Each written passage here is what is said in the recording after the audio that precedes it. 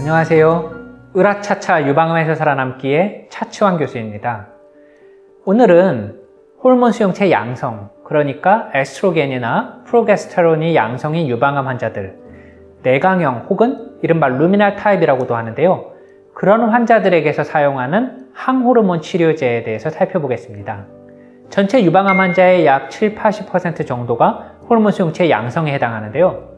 따라서 오늘 소개해드리는 약들은 유방암 치료제 중에서 가장 흔하게 사용되는 종류의 약이라고 할 수 있겠습니다.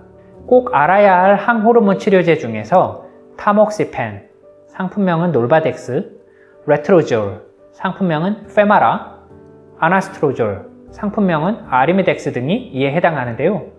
대개 유방암 환자의 항호르몬 치료 옵션은 폐경 전후에 따라서 구분됩니다. 이를 이해하기 위해서는 우선 폐경의 정의에 대해서 살펴볼 필요가 있는데요. 12개월 이상 생리가 없으며 혈중의 에스트라다이올 수치가 폐경 범위에 있는 경우를 의미합니다. 호르몬 수용체가 양성인 환자는 대개 종양의 크기나 환자의 나이에 관계없이 수술 후에 항호르몬 치료제를 처방합니다. 폐경 후의 여성 환자에서 첫 번째 항호르몬제의 옵션은 바로 아로마타제 억제제라는 계열의 약인데요. 여기에 해당하는 종류가 레트로졸, 아나스트로졸, 엑세메스텐입니다. 줄여서 AI라고도 부르는 이 약은 폐경 후 여성에서 안드로겐이 에스트로겐으로 혈중에서 전환되는 것을 억제하는 역할을 합니다. 이 과정에서 바로 아로마타제라는 효소가 관여하는데요. 이것을 억제하는 것이 호르몬 치료제입니다. 매일 한 알씩 규칙적인 시간에 복용하는 것이 매우 중요하고요. 약제의 부작용으로는 대표적으로 근골격계 통증과 관절이 뻣뻣해지는 증상, 그리고 골다공증이 있습니다. 문헌에 의하면 많게는 약 20% 정도의 환자들이 항호르몬 치료제의 부작용 때문에 치료를 중단하는 것으로 알려져 있습니다. 근골격계 통증의 원인으로는 퇴행성 관절 질환이나 르마티스 관절염 등의 기저질환이 있는 경우에 매우 잘 발생합니다. 폐경 상태를 더욱 강화하기 때문에 갱년기 증상들도 수반되는 경우가 매우 많습니다. 이러한 부작용을 컨트롤하기 위해서는 규칙적인 운동과 함께 필요하면 엔세이드 약제의 투여가 필요합니다. 연구에 의하면 매주 150분 동안 에어로빅 운동을 한 환자들의 경우에 통증의 빈도와 정도가 눈에 띄게 감소했다는 보고가 있습니다. 엔세이드는 통증을 조절하는 비스테로이드성 항염증 약기의 줄임말로 캐롤F나 이부프로펜 등의 약제가 여기에 해당됩니다. 만일 운동과 소염제 복용을 해도 부작용이 매우 심할 때에는 2-3주 정도 항호르몬 치료를 중단해보고 다른 종류의 AI 약제로 치료약을 바꿔보는 것도 하나의 방법이 될 수 있습니다. 혹은 듀록세틴이라는 약을 부작용에 맞서서 사용해 볼 수도 있겠고 침술도 도움이 된다고 알려져 있습니다.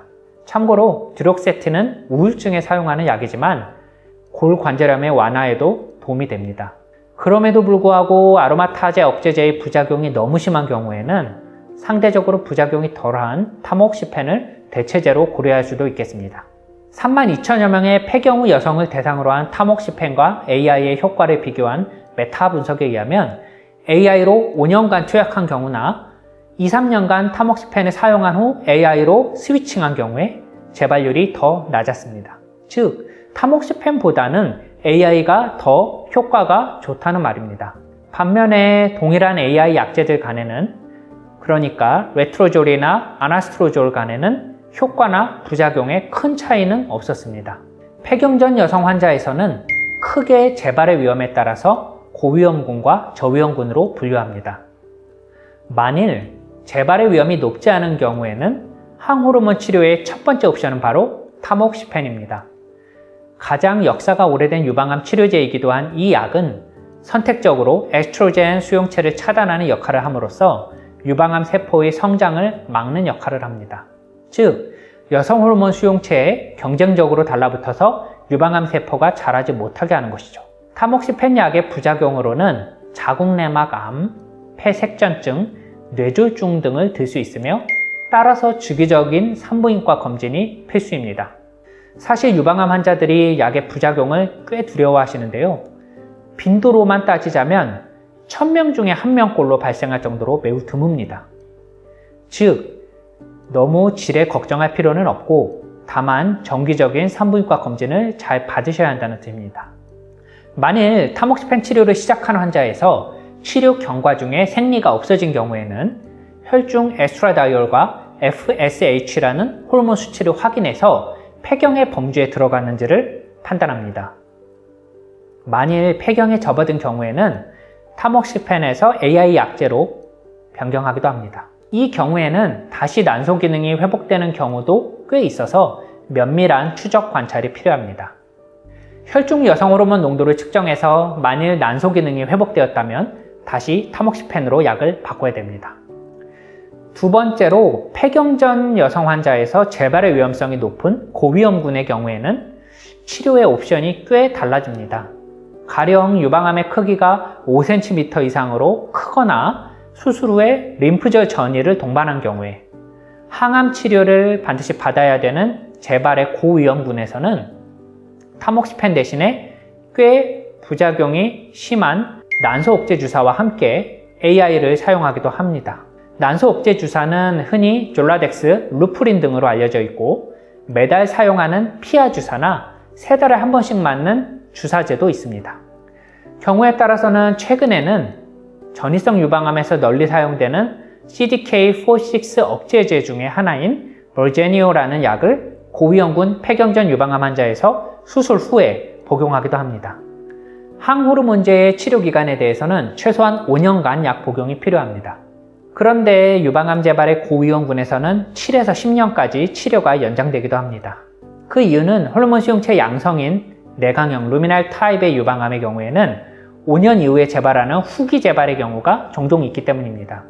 가령 림프절 전이가 4개 이상 있거나 종양 크기가 5cm 이상으로 크거나 암의 등급이 나쁜 경우에 또 나이가 젊은 환자가 대상이 됩니다. 항호르몬 치료의 연장 여부를 결정하기 위한 방법으로는 인터넷에서 쉽게 계산할 수 있는 CTS5라는 알고리즘이나 검체를 바탕으로 유전자 분석을 하는 BCI라는 유전체 검사법이 알려져 있습니다.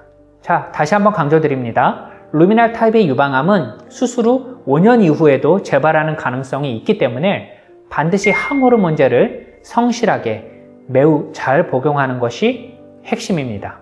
마지막으로 타모xifen은 태아의 기형을 유발하는 약제이므로 젊은 여성 환자에서 타모xifen을 복용하는 중에는 반드시 피임을 하셔야 합니다. 혹은 임신의 계획이 있는 분들은 최소한 2개월 이상은 타모xifen 복용을 중단해야 합니다. 그리고 타모xifen은 모유 수유를 통해서 아기에게 전달될 수 있기 때문에 타모xifen을 복용하는 중에는 모유 수유를 권장드리지 않습니다. 타모xifen을 최소한 3개월 이상은 중단하고 나서 모유 수유를 시작하시길 추천드립니다. 자, 오늘은 호르몬 수용체 양성인 유방암 환자들이 꼭 알아두셔야 할 치료제인 항호르몬 약에 대해서 살펴봤습니다. 채널에 구독과 알림 설정 부탁드립니다. 다음 시간에는 항암 치료계의 블록버스터로 주목받는 항암제 신약인 엔허럴2에 대해서 살펴보겠습니다. 추운 겨울 따뜻하게 보내시길 기도합니다. 감사합니다.